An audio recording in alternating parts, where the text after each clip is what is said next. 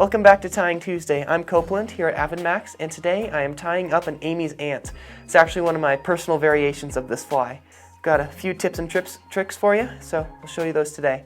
This is a great pattern for trout, and I like to fish it all throughout the summer months, including into the fall. It's a great terrestrial, very durable, and all-time classic. It's great for hopper droppers. Before I get started, we'd love if you'd smash that subscribe button and drop us a like on this video. It helps out our channel a ton. Alright, so this is the Amy's ant. You can see, very, very pretty fly. I'm going to be tying on a size 10 today, just a standard length hook, a dry fly hook, so no curved or merger hooks or anything like that. Of course, it doesn't really matter. You can tie on whatever hook you like. Usually this fly is tied in size 8 through 14. I like to use a size 10 just because it's a good all-around size. This fly is very durable, plus it also floats really well, so you can put a few droppers underneath that. I'll be using olive thread from UTC in 140 denier. So I'm going to start this thread just behind the eye here and work backward and snip or break this off. I like to cut that right out.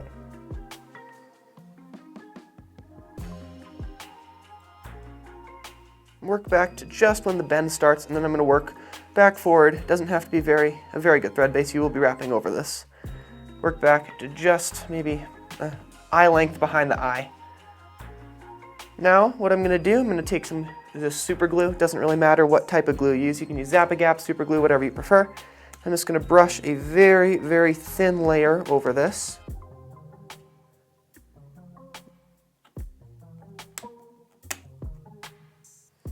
And this will really help to hold our foam in. So this foam that I'm using, I already did cut the ends, just little notches there, just to round it out a bit. So I'm going to put it so it's maybe half a shank length over, hanging off the bend. I'm going to take a loose wrap, then I can tighten down on it. And what this glue will do is it'll really do a great job of holding down this foam, making sure it won't spin around the hook. So I'm just tying this in like this. It doesn't have to be very exact because I'm just going to wrap back over it to really anchor this down. And you will be wrapping over this. You'll be wrapping over it with, I like to use ice dubbing rather than a crystal chenille, just because I find that it's a bit more durable. So I'm going to keep wrapping over this, make a nice smooth base. Again, you will be wrapping over this, so it really doesn't need to be perfect. See my foam there, it's starting to kick off the side, so I can just adjust that real quick. All right. Now what I'm going to do, I'm going to tie in my second piece of foam. Usually I like to have the lighter foam right on the bottom, a darker foam on top. So I've notched the end of this foam here. You can see it's just a tan and it's a darker tan. But measure this so they're about the same length. Maybe this top foam is a little bit shorter. And make sure that notch, tails right here, they're sticking right off the end a little bit. So measure that, and then I'm going to put this right about here. Do a few tight turns there. Now with this, you always want to do a few loose turns first, 1 or 2 loose turns, and then you can pull down on the thread and really tighten that down. Just because if you do a really tight turn at first, the foam will usually spin around the hook. So take one more turn around that, give it a nice tug. And you can see here how this top foam is actually a bit shorter than this bottom foam here. The reason I like to do that is just so that those tails will stick up a bit more. You can pull them up like that. Now what I'm going to do, I'm going to fold this all the way back and take a few wraps in front to really lock that in place. Just have that stick up there. We can push it back forward. Now I'm going to take my thread and move it back over top of that foam. Now I can take some silly legs. I like to use the white barred with black. It tends to just be great at attracting those fish. So I'm going to take this, put it, I usually like to start on the near side of the hook, find about the midpoint there, and do a nice loose turn and then pull it down, just tighten that in place. Now the legs, a lot of people like to have them as perfect as possible, but I find it really doesn't make a difference. The fish just don't care, they'll eat it either way. So in these legs, I do like to tie them in a bit longer than I will have them eventually, so then I can trim them at the end. So I can put that right about there. You can see it's just dangling like that. And that is right on the side, exactly positioned on the side of the hook. Now I can go in on the far side. Go ahead and tie this down. Same thing, find approximate midpoint. Again, it doesn't need to be perfect. You will be trimming these at the end. Tighten that down.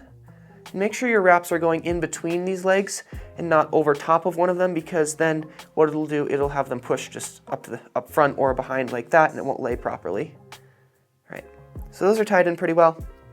So now what I'm going to do, I'm going to pull all of these back just like this. Try to pull that back and have them stick there if possible. Usually they don't want to stick. What a trick you can do here is if you take some wire, you can actually wrap it around the vise itself to hold this in place, and then undo the wire once you're done. And then what that'll do is it will allow these to stay back without damaging them, and you can always reuse that wire. All right, next step, I'm going to take a piece of hackle. I like to use saddle hackle for this just because it is a bit longer, something like that. It doesn't have to be, any color works. I like to use yellow and black barred, like this. I like to oversize it a bit because you will be trimming down the hackle fibers. What you can do with this piece of hackle will last for so many flies, so just grab a piece, and then what I like to do is strip the ends, strip the end right there, pull all those little fibers off so I can expose some of the bare stem, like that. Now I'm going to pull this foam back, expose this body, and I am going to move my thread forward a few times, just about midpoint here. I'm going to catch that on the far side so it'll rotate onto the top of the hook. Tie that in with a few tight turns, and then if you have some extra tag here, you can clip that right out. Just like that. And then you may notice that we have some more stem exposed here. We're going to lay that flat against the shank of the hook and tie this and just wrap over it, tie it all the way down to the back. Just right to where that foam starts to come off the hook there. All right, next what we're going to do is we are going to take some ice dubbing. Now, I like to use ice dubbing rather than crystal flash chenille, just because it tends to hold a bit better. Ice dubbing can be much more difficult to work with just because the fibers are much stiffer and they don't like to cooperate with you. I like to use peacock ice dubbing just because it's a nice blue-green, very flashy. If you want to, you can also use crystal chenille. What I like to do is, if I'm going to do that, I tie it in just like I did my hackle there, and then I just wrap it forward just to create a nice body. So how I'm going to do this, I'm going to pull some thread down, and I'm just going to, so you can see here, I'm just going to wrap a nice dubbing noodle. It doesn't have to be very thick. I like to go thinner rather than thicker if possible, just because then you have a lot more control over how it turns out, how that taper works. If you want it the same thickness, which you don't really want a taper here, you may want a little bit of a taper so it's thinner in the back, thicker in the front, but if you're going to do that, it's hardly at all. And remember, you can always add more of this, however, it's very difficult to take it off. So you can see this ice dubbing, I'm really working this in here just because it does not like to cooperate. So then pull those back just to expose this bare shank, well, the foam shank, and then you can take a few wraps, just wrap this all the way forward, creating a nice noodle dubbing body there. And you can see I left a little bit of exposed foam where it's tied down. That is intentional. That's so I have some room to tie down the hackle and just make sure it's a nice clean tie off. Now what you can do, you can wrap your hackle around your hook, and you see how this hackle is pointed forward. It doesn't matter. You can have it pointed backward or forward. I'm wrapping this opposite, so usually you want it facing backward, but in this case, I like to have it pointed forward, just those fibers leaning forward, just so that the legs, don't get caught up in the hackle and they stand out nice and straight. You can wrap that all the way forward, and you want to fit a good amount of hackle in there, probably 5-6 turns, something like that. You can reach around for your bobbin and catch that there, and then tie it off. I like to do 2 or 3 turns over it, and then a few right in front, just to really anchor that in place. Now you can go ahead and clip out your hackle. Just be careful not to cut your thread or your legs. And that will be saved for another fly. Now what I like to do is I like to come in with my scissors like this, just over top, so I'm actually angling my hand, so I'm coming in like that. You can also rotate your vise if that's easier. I'm going to clip all these out on top, just to make it easier to tie down our foam so it doesn't stand up as much. All right, so you can see how I'm flattened out on top there. And cutting out those fibers. I've got a little bit more back here. I flattened those fibers out so when I push my foam over, it won't stand up like this. Now I'm going to turn that over. If you don't have a rotary vise, you can also just come right on the bottom. And I'm going to cut these so they're not past this point. And cut them to right about where that point is, just about like that. The reason we like to do that is just so that we can create a flat body with that hackle, so then it sits flatter on the water and it won't rotate on you. Also, it's not too bulky, because the problem with this fly is it gets bulky very, very quickly. So just go undercut your hackle if you have to. Don't leave it too long. And I also like to trim right on the sides there, something like that. Same thing on this side, just be careful not to cut your legs. I have done that one too many times and I'm very worried about cutting my legs now. And then this one, looks like we have a few more there. Again, careful not to cut your legs. And if you do cut a leg, it's fine. You can leave it off, continue to tie your fly. It's fine if you don't have all the legs. The fish just won't care. So the legs are there. You gotta have some legs, but if you cut one, it's not the end of the world. All right, that looks pretty good. And it's fine if you have a few fibers that are hanging a bit past that point. But that does look pretty good. All right, now what I'm gonna do, I'm gonna take this foam and pull it over, just like this. And you will see I still have a little bit of room here, and that is still intentional.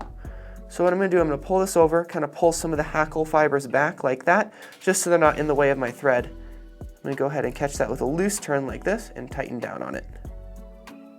All right, now if you look on this side, you see I still have quite a bit of bare hook shank here.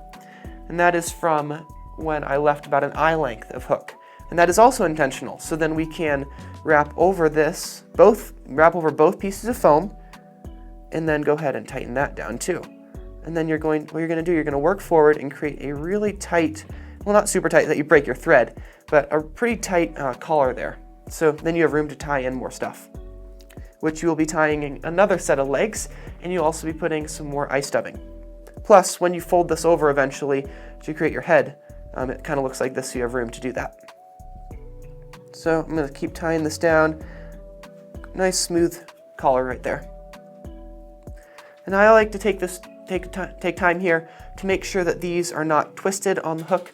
I always like to realign stuff if that glue is not holding well. It looks like it is in this case. So now what I'm gonna do, I'm gonna take 2 more legs and tie these in again. Find, again, approximate midpoint. Doesn't have to be perfect. You will trim these at the end. Tighten that down, wrap a few more times, and center it on the hook. So now on this side, you can see I have something like this. Now, same thing on the far side.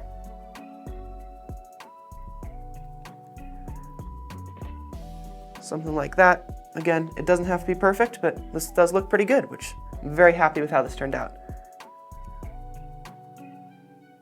All right, so now what we're going to do, we're going to take another strand of ice dubbing. We're just gonna take a little pinch of this, create another strand of our dubbing noodle here. And this one we want to be very, very thin. So much thinner than the one we did before. And the reason for this is because we do not want it to bulk up. So we're just using this to cover our thread wraps. And you may wonder why I chose olive thread. Well, it blends in with the peacock ice dubbing pretty well. You can also choose olive ice dubbing if you want. I like to go peacock with an olive thread, but it really doesn't matter. The reason I like to go very similar colors with the thread and dubbing is that once you eventually whip finish, you can see I actually used a black thread on this one, but it creates a collar right there, and it's better if that blends in. So now what I'm going to do with you can see this is a very, very thin and small strand of dubbing there. I'm going to wrap this just until it runs out. And you want your thread to end at the approximate midpoint of that dubbing loop, that dubbing collar there. Now you're going to take this one, fold it back, but you don't want to be pulling it back like this. You always want to create a little bit of a bend there, right about there. See how I still have a tiny bit of room, where my scissors, sorry. I still have a little bit of room right here. The reason for that is it creates a more prominent head on the fly.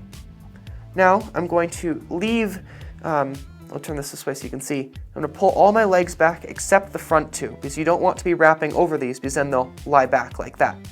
So what I'm going to do, I'm going to fold this back, pull all the legs back except the very front 2, take a loose wrap over this, and tighten it down. Now, this part can get a bit complicated just because we don't want our thread to be very exposed here. I like to try to keep my thread wrapped right on top of each other and try to put them in this groove here. And then what we're going to do, we're actually going to whip finish, because you can see I only took 1 or 2 turns there. Our whip finish will hold everything down. So again, tighten that down a bit, and you can see how I've got a nice bulge there for the head.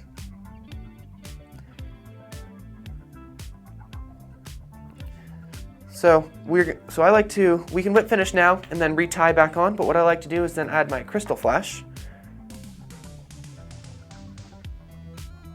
If you want to whip finish to tie it down, that's also fine.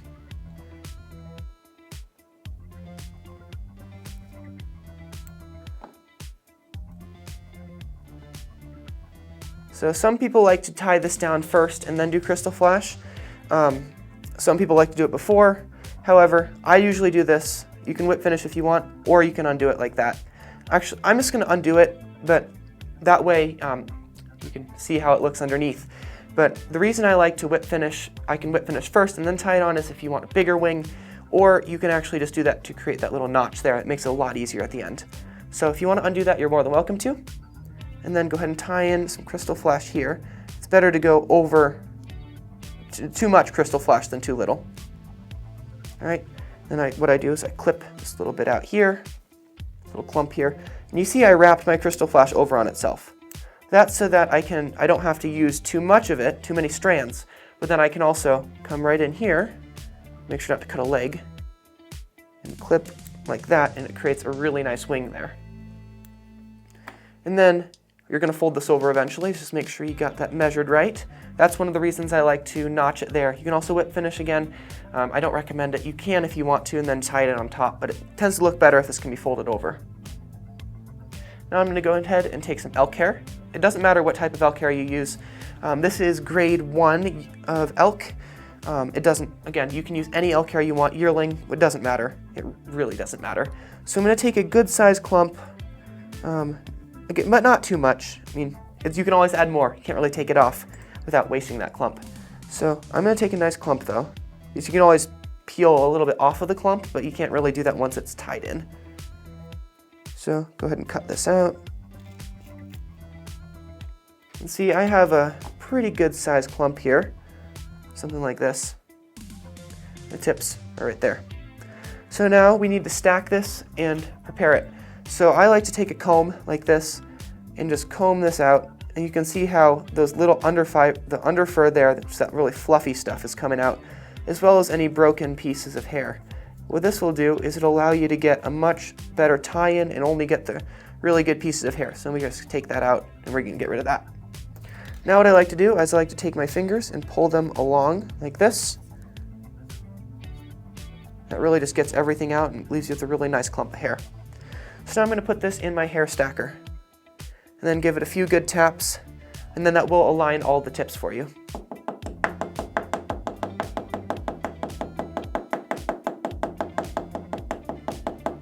All right, you can see those tips aligned really nicely there. And if there's still a little underfur, you can pull that out. You can also brush this tip just to make sure there's nothing in there. And then I point the tips backward. I like to align them so they're on the wing, not over the crystal flash, but I like to align them right about to this point here. So right where you tied in those first set of legs, that's where I like to align my hair to. So align the tips right about there. Transfer that measurement to your non-tying hand. Take a loose wrap over and not pull too hard because you don't want to snap your thread. Then you can anchor that in like that. All right. And then you can go ahead and cut this excess out, just like that. And it's fine if you have a little bit hanging off here. You can see I didn't cut that out perfectly. The reason I didn't do that is because it will help hold this up when you go back and tie in on that notch. It looks like I actually cut one of my legs. So that's a good example of a mistake, but it'll actually turn out just fine. So now what I'm going to do, I'm going to pull this back over. Make sure you don't catch your legs, well, like I did. Put that thread right back in that notch to anchor it down. A few tight turns. Then you can take your whip finish and whip finish right on there.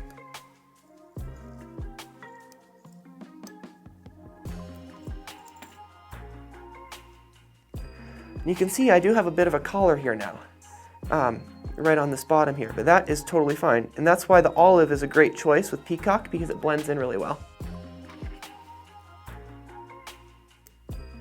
All right, now we have to do our trimming.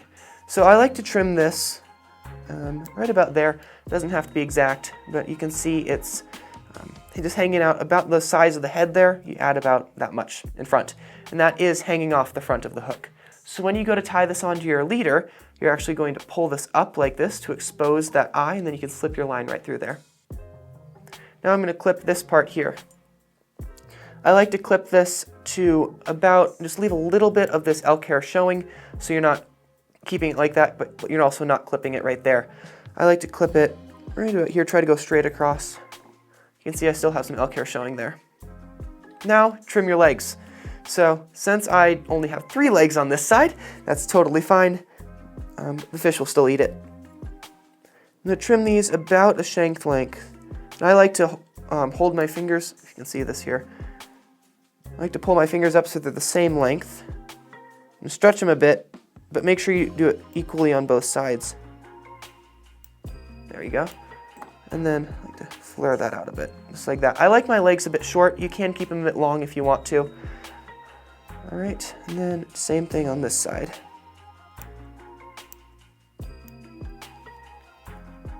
Right about there. All right, and that is the Amy's Ant.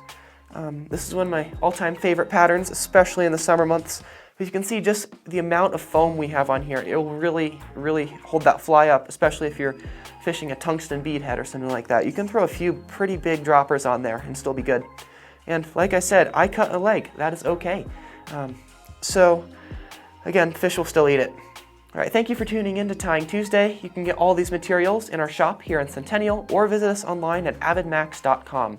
Don't forget to smash that subscribe button and drop us a like. Also, I am a guide for trout trickers, and please head over to our Trout Trickers website, just Trout Trickers, you can Google that, it'll come right up, and check out our epic float and wade trips. Thank you again.